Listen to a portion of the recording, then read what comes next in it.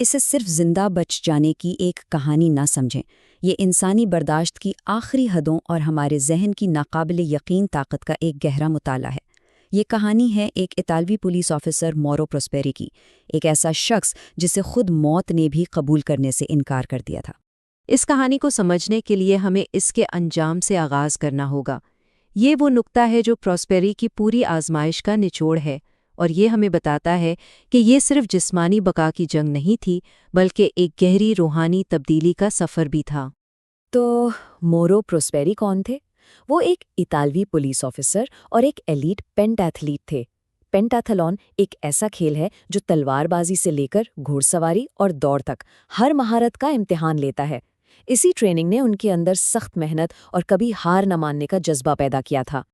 ان کے ایک دوست جیوانی مینزو نے انہیں ایک ایسی ریس کے بارے میں بتایا جو ایتھلیٹس کے درمیان ایک لیجنڈ کی حیثیت رکھتی ہے، میراتھن ڈس سیبلز، یعنی ریت کی میراتھن۔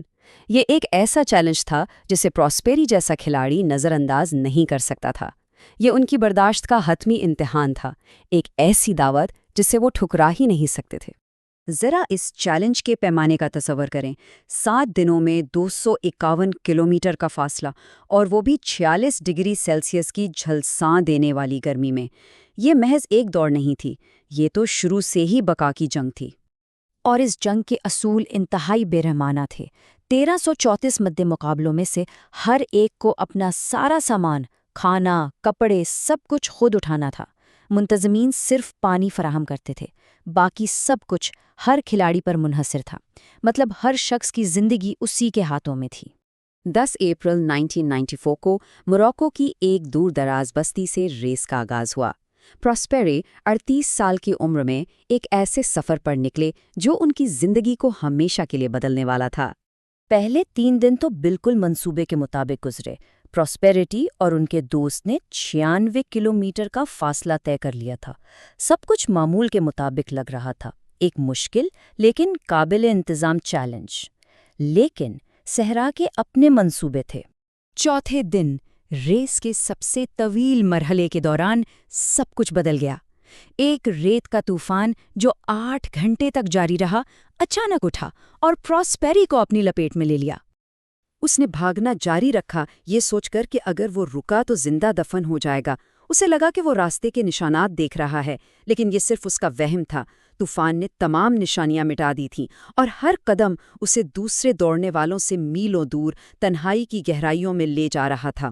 5ویں دن کی صبح جب طوفان تھما، پروسپیری کو اپنی ہولناک حقیقت کا ادراک ہوا۔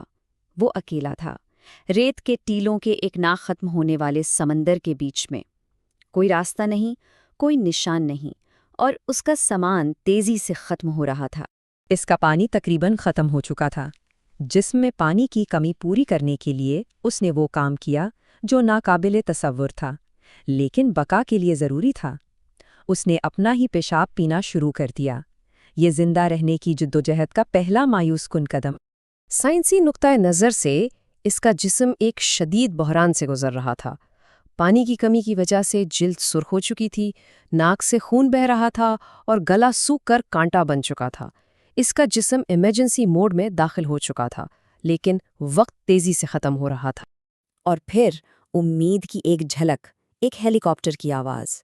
اس نے اپنی واحد فلیئر گن نکالی اور آسمان میں فائر کر دی، لیکن سورج کی تیز روشنی میں فلیئر کی وہ چھوٹی سی چمک کہیں کھو گئی۔ ہیلی کاپٹر اسے دیکھے بغیر آگے بڑھ گیا، اور اس کے ساتھ ہی پروسپیریٹی کی آخری امید بھی دم توڑ گئی۔ اگلے کچھ دن ایک خوفناک خواب کی طرح تھے۔ اسے ایک ویران مزار ملا۔ پانی کی تلاش میں اندر گیا تو صرف ایک پرانی قبر ملی۔ اس نے چمگادڑوں کو پکڑ کر ان کا خون پیا تاکہ اپنے جسم کی نمی برقرار رکھ سکے۔ اس نے ایک جہاز کو اشارہ دینے کے لیے اپنا بیگ جلایا، لیکن دھواں ہوا میں تحلیل ہو گیا۔ 7 دنوں کے بعد جب تمام امیدیں ختم ہو چکیں، اس کا ذہن ایک آخری تاریک نتیجے پر پہنچا۔ اسے یقین ہو گیا کہ وہ یہاں سے زندہ نہیں نکل پائے گا۔ ایک کوئلے کے ٹکڑے سے اس نے اپنی بیوی کے لیے ایک الوداعی پیغام لکھا۔ وہ مزید انتظار نہیں کرنا چاہتا تھا۔ اس نے اپنی کلائی کی نسیں کاٹ لیں اور موت کا انتظار کرنے لگا۔ وہ اس پرانے مزار میں لیٹ گیا، آنکھیں بند کر لیں، اس یقین کے ساتھ کہ وہ اگلا سورج نہیں دیکھے گا۔ لیکن موت نے اس سے منہ پھیر لیا۔ سوال یہ ہے کہ وہ اگلی صبح زندہ کیسے تھا؟ جواب ایک ناقابل یقین حیاتیاتی تضاد میں چھپا تھا۔ شدید پانی کی کمی، یعنی وہی حالت جو اسے مار رہی تھی، اسی نے اس کی جان بچائی۔ ڈی ہائیڈریشن نے اس کے خون کو اتنا گاڑھا کر دیا تھا کہ وہ بہنے کے بجائے اس کے زخموں پر جم گیا اور کلوٹ بن گیا۔ اس لمحے نے سب کچھ بدل دیا۔ پراسپیری نے اپنے زندہ بچ جانے کو ایک نشانی کے طور پر دیکھا۔ اسے سمجھ آ گیا کہ موت نے اسے ٹھکرا دیا ہے، کہ اس کی منزل کہیں اور ہے۔ اس کے اندر ایک نئی طاقت اور جینے کا ایک نیا عزم پیدا ہوا۔ اب وہ گھبراہٹ میں نہیں بلکہ ایک منصوبے کے تحت چل رہا تھا۔ اس نے صرف صبح اور شام کے ٹھنڈے وقت میں سفر کیا اور دن کی شدید گرمی میں آرام کیا۔ اس نے سانپوں، چھپکلیوں اور پودوں کی جڑوں کو کھا کر گزارا کیا۔ وہ ایک شکاری بن چکا تھا جو زندہ رہنے کے لیے لڑ رہا تھا۔ اور پھر 9ویں دن زندگی کی ایک نشانی، بکری کی مینگنیاں۔ وہ اس چھوٹے سے اشارے کا پیچھا کرتا گیا اور بالآخر ایک چھوٹی لڑکی تک پہنچ گیا جو بکریاں چرا رہی تھیں۔ 9 دنوں کی مکمل تنہائی کے بعد یہ اس کا پہلا انسانی رابطہ تھا۔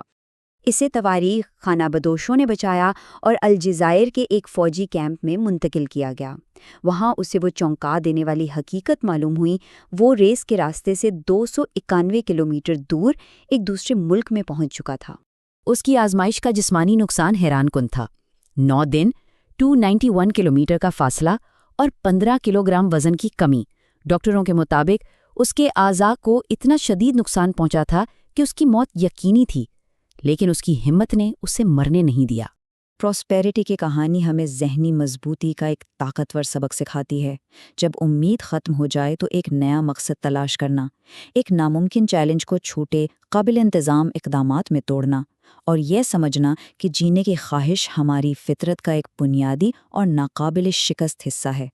حیرت کی بات یہ ہے کہ پراسپیری بعد میں 6 بار مزید اسی ریس میں حصہ لینے کے لیے واپس آئے۔ جیسا کہ وہ خود کہتے ہیں، جس صحرا نے میری جان لینے کی کوشش کی، اسی نے مجھے زندگی کا حقیقی مطلب سکھایا۔ یہ ہمیں ایک اہم سوال پر چھوڑ جاتا ہے۔ ہر شخص کی زندگی میں ایک صحرا ہوتا ہے، ایک ناممکن چیلنج۔ کسی کا صحرا کیا ہے اور وہ اس کا مقابلہ کیسے کرے گا؟